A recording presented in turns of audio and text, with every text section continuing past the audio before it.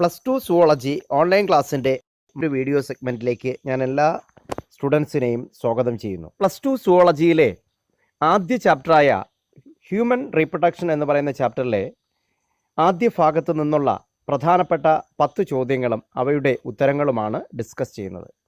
സാധാരണ പബ്ലിക് എക്സാമിനും നമ്മുടെ ടേം എക്സാമിനുകൾക്കും ഒക്കെ ചോദിച്ചിട്ടുള്ള അല്ലെങ്കിൽ ഇനി ചോദിക്കുവാൻ സാധ്യതയുള്ള ക്വസ്റ്റ്യനുകളാണ് ഞാനിതിൽ ഉൾപ്പെടുത്തിയിട്ടുള്ളത്. നമുക്ക് ചോദ്യം ഉത്തരത്തിലേക്കും പോകാം. First question, why does testis are located outside the abdominal cavity in scrotum sac instead of placing abdominal cavity?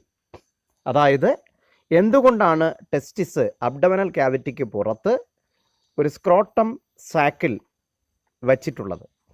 Answer വളരെ സിമ്പിളാണ്. കാര്യം നമ്മളുടെ ബോഡി ടെമ്പറേച്ചർ 37 ഡിഗ്രി സെൻറ്റിഗ്രേഡ് ആണ്. പക്ഷേ സ്പേം പ്രൊഡക്ഷൻ്റെ കൺവീനിയൻറ്റ് ടെമ്പറേച്ചർ എന്ന് പറയുന്നത് വെറും 34.5 ഡിഗ്രി സെൻറ്റിഗ്രേഡ് മാത്രമാണ്. അതുകൊണ്ട് നമ്മൾ ടെസ്റ്റിസ് വയറ്റിനുള്ളിൽ നിക്ഷേപിച്ചിരുന്നെങ്കിൽ അവിടെ 37 ഡിഗ്രി സെൻറ്റിഗ്രേഡ് തന്നെ അനുഭവപ്പെട്ടേനെ. എന്നാൽ സ്പേം പ്രൊഡക്ഷൻ പറയുന്നത്ര കാര്യക്ഷമമായി നടക്കത്തില്ല. അതുകൊണ്ടാണ് ഈ ടെസ്റ്റിസിനെ നമ്മൾ അബ്ഡമിനൽ ക്യാവിറ്റിക്ക് പുറത്ത് ശരീരത്തിൻ്റെ പുറം ഭാഗത്ത് സ്ക്രോട്ടം സാക്ക് എന്നറിയപ്പെടുന്ന ഒരു സഞ്ചിയിൽ നിക്ഷേപിച്ചിട്ടുള്ളത്. ആൻസർ നമുക്കൊന്ന് വായിച്ചു നോക്കാം. The convenient temperature for sperm production is 34.5 degree centigrade. When testis are located in abdominal cavity, this 34.5 degrees centigrade cannot be maintained because our body temperature is 37 degree centigrade. So scrotum sac is the best place for maintaining this favorable temperature. നമുക്ക് രണ്ടാമത്തെ ക്വസ്റ്റ്യനിലേക്ക് കടക്കാം. What is inguinal hernia? Inguinal hernia എന്ന് പറഞ്ഞാൽ എന്താണ്? ഇൻഗുനൽ hernia എന്ന് പറഞ്ഞാൽ നമ്മൾ നേരത്തെ പഠിച്ചിട്ടുണ്ട്, ഈ അബ്ഡമിനൽ ക്യാവിറ്റിക്ക് അകത്താണ് ടെസ്റ്റിസ് ഫോം ചെയ്യുന്നതെന്നുള്ളതും അതിനുശേഷം 8ാമത്തെ മാസത്തിലോ അല്ലെങ്കിൽ അതിനുശേഷം പ്രസവ സമയത്തോ ആണ് ഈ ടെസ്റ്റിസ് പുറത്തേക്ക് ഇറങ്ങി വരുന്നത്. അതായത് സ്ക്രോട്ടം സഞ്ചിയിലേക്ക് താഴ്ന്നു വരുന്നത്. ആ വരുന്ന കനാലിനെ വിളിക്കുന്ന പേരാണ് ഇൻഗുനൽ canal.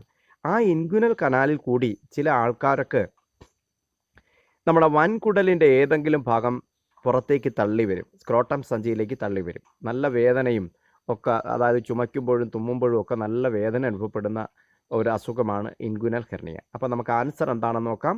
The protruding of part of large intestine into the scrotum through the inguinal canal is called inguinal hernia. നമുക്ക് മൂന്നാമത്തെ ക്വസ്റ്റ്യനിലേക്ക് പോകാം.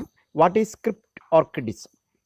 ക്രിപ്റ്റോർക്കിഡിസം എന്ന് പറഞ്ഞാൽ എന്താണ്? അതൊരു അസുഖമാണ്. നമുക്ക് ആൻസറിലേക്ക് പോകാം. ക്രിപ്റ്റോർക്കിഡിസം എന്ന് പറഞ്ഞാൽ സാധാരണ നമ്മൾ ഇപ്പം നേരത്തെ പറഞ്ഞല്ലോ, ടെസ്റ്റിസ് ഫോം ചെയ്യുന്നത് ഒരു കുഞ്ഞിൻ്റെ അബ്ഡമിനൽ ക്യാവിറ്റിക്കകത്താണ്. പ്രഗ്നൻസിയുടെ 8ാമത്തെ മാസത്തിലോ അല്ലെങ്കിൽ പ്രസവ സമയത്തോ ആണ് ഇത് ഇൻഗുനൽ കനാലിലൂടെ താഴേക്ക് താന്ന് നമ്മൾ സ്ക്രോട്ടം സഞ്ചിയിലേക്ക് എത്തുന്നത്. പക്ഷേ അപൂർവം ചില കുട്ടികളിൽ ഇങ്ങനെ സ്ക്രോട്ടം സഞ്ചിയിലേക്ക് ടെസ്റ്റിസ് താഴ്ന്നു വരാതെ ഒന്നുകിൽ അബ്ഡമിനൽ ക്യാവിറ്റിയിൽ തന്നെ ഇരിക്കുകയോ അല്ലെങ്കിൽ ഈ ഇൻഗുനൽ കനാലിൻ്റെ ഏതെങ്കിലും ഒരു ഭാഗത്ത് കുടുങ്ങിപ്പോവുകയോ ചെയ്യും. ഈ അവസ്ഥയെ വിളിക്കുന്ന പേരാണ് ക്രിപ്റ്റോർക്കിഡിസം. നമുക്ക് ഇനി ആൻസർ ഒന്ന് വായിച്ച് കേൾക്കാം. Usually testis are formed in abdominal cavity and descend into the scrotum during the 8th month stage of pregnancy or at the time of delivery. The undescended testis is called cryptorchidism. ഇനി it may affect the potency of male. കാര്യം അങ്ങനെ താഴ്ന്നു വന്നില്ലെങ്കിൽ, ക്രിപ്റ്റോർക്കിഡിസം ഉള്ള ഒരു കുട്ടിക്ക് അത് പരിഹരിക്കപ്പെട്ടില്ലെങ്കിൽ അത് അദ്ദേഹത്തിൻ്റെ റീപ്രൊഡക്റ്റീവ് കപ്പാസിറ്റിയെ ബാധിക്കാം. ഇനി നാലാമത്തെ ചോദ്യം, what are the functions of testis? ടെസ്റ്റിസിന് 2 പ്രധാനപ്പെട്ട ഫംഗ്ഷനുകളാണുള്ളത്. ഒന്ന് സ്പേം പ്രൊഡക്ഷനും രണ്ടാമത്തത് മെയിൽ സെക്സ് ഹോർമോൺ പ്രൊഡക്ഷനും. മെയിൽ സെക്സ് ഹോർമോൺസിനെ പൊതുവിൽ അറിയപ്പെടുന്ന പേരാണ് ആൻഡ്രോജൻസ്. പ്രധാനപ്പെട്ട ഒരു ആൻഡ്രോജനാണ് ടെസ്റ്റോസ്റ്റിറോൺ. ഇനി arrange the accessory ducts of male in correct sequential order. സാധാരണ നമുക്ക് ചോദിക്കുന്ന ഒരു ക്വസ്റ്റ്യനാണ്, ഈ സീക്വൻഷ്യൽ ഓർഡർ തെറ്റിച്ച് മെയിൽസിൻ്റെ ആക്സസറി ഡക്ട്സ് തന്നിരിക്കും. അതിനെ കറക്റ്റ് ഓർഡറിലേക്ക് ആക്കാൻ പറയും. ആ ഓർഡറിനാണ് നമ്മളിവിടെ ആൻസർ കൊടുത്തിട്ടുള്ളത്. ആദ്യം ടെസ്റ്റിസ് കഴിഞ്ഞാൽ അതിൻ്റെ തൊട്ട് ആക്സസറി ഡക്ട്സ് തുടങ്ങുകയാണ്. ഈ ആക്സസറി ഡക്ട്സിൻ്റെ ആരംഭ ഭാഗം അതിനെ വിളിക്കുന്ന പേരാണ് റെറ്റി ടെസ്റ്റിസ്. അത് കഴിഞ്ഞിട്ട് ഉള്ള ഭാഗം ആണ് വാസ എഫറൻഷ്യ എന്നറിയപ്പെടുന്ന ഫൈൻ ട്യൂബ്സ്. അത് കഴിഞ്ഞാൽ ടെമ്പററി സ്റ്റോറേജിന് വേണ്ടി എപ്പിഡിഡിമിസ് എന്ന് പറയുന്ന ഭാഗമുണ്ട്. ഇനി നീണ്ട ഒരു ട്യൂബാണ്, അതിനെ വിളിക്കുന്ന പേര് വാസ് ഡിഫറൻസ്. ഈ വാസ് ഡിഫറൻസ് യൂറിത്രയുമായി കൂടിച്ചേരുന്ന ആ ഭാഗമാണ് ഇജാക്കുലേറ്ററി ഡക്റ്റ് എന്നറിയപ്പെടുന്നത്. ഇനി ഇജാക്കുലേറ്ററി ഡക്റ്റ് കഴിഞ്ഞാൽ അത് യൂറിത്രയുമായി കൂടിച്ചേർന്ന് കോമൺ യൂറിനോജനൈറ്റൽ ഡക്റ്റായി മാറും.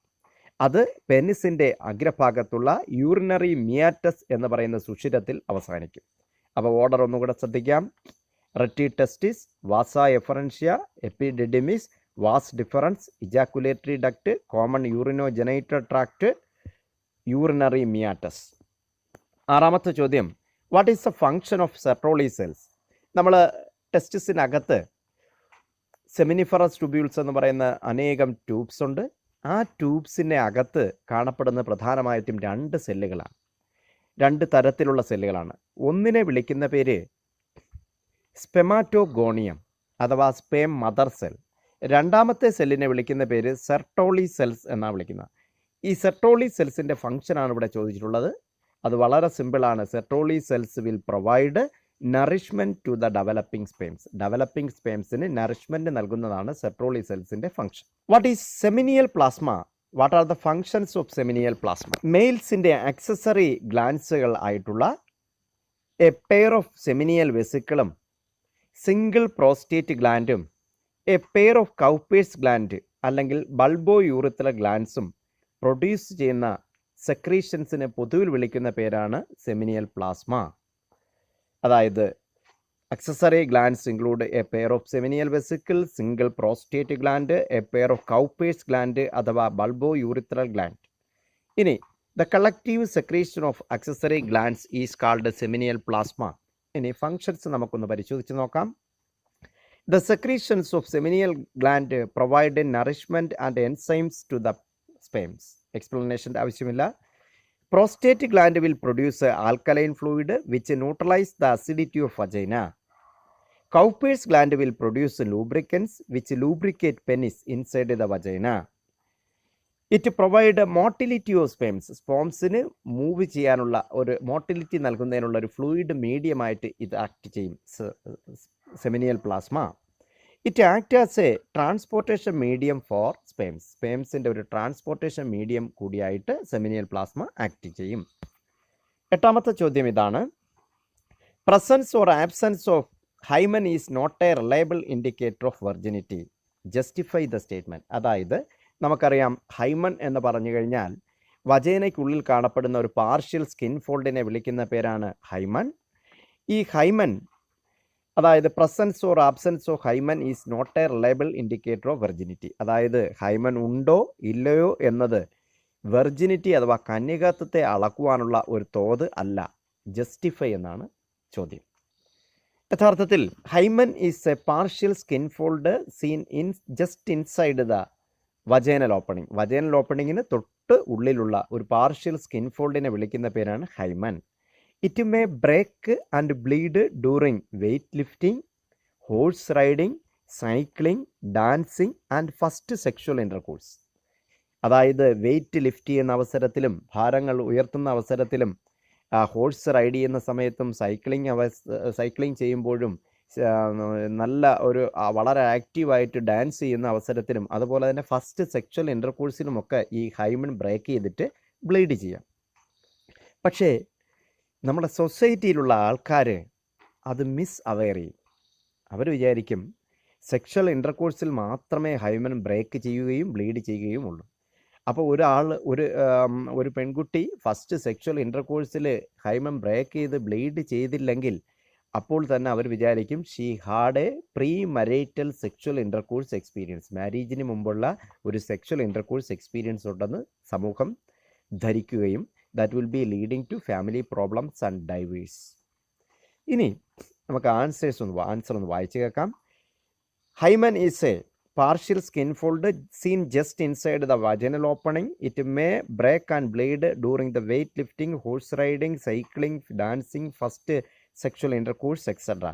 But our society misaware that hymen break and bleed only at the time of first sexual intercourse. Otherwise, she had a premarital sexual intercourse experience. So, presence or absence of hymen is not a reliable indicator of virginity. ഒൻപതാമത്തെ ക്വസ്റ്റ്യനിലേക്ക് പോകാം. Both male and female have common urinogenital tract. Are you agree with the statement? Justify your answer. മെയിൽസിനും ഫീമെയിൽസിനും common urinogenital tract ആണ് ഉള്ളത്. നിങ്ങൾ ഈ സ്റ്റേറ്റ്മെൻറ്റിനോട് agree ചെയ്യുന്നുണ്ടോ? അല്ലെങ്കിൽ നിങ്ങളുടെ ആൻസർ ജസ്റ്റിഫൈ ചെയ്യുക. കാര്യം നമുക്കിവിടെ നിന്ന് മനസ്സിലാകുന്ന കാര്യം, മെയിൽസിന് കോമൺ യൂറിനോജനൈറ്റൽ ട്രാക്റ്റ് ആണെന്ന് നമ്മൾ കഴിഞ്ഞ ചാപ്റ്ററിൽ പഠിച്ചു. അതുപോലെ ഫീമെയിൽസിന് അങ്ങനെയല്ല, സെപ്പറേറ്റ് ജനൈറ്റൽ ട്രാക്റ്റും സെപ്പറേറ്റ് യൂറിനറി ട്രാക്റ്റുമാണ്. ഇനി ആൻസർ നമുക്കൊന്ന് വായിച്ചു നോക്കാം. No, I am not agree with this statement.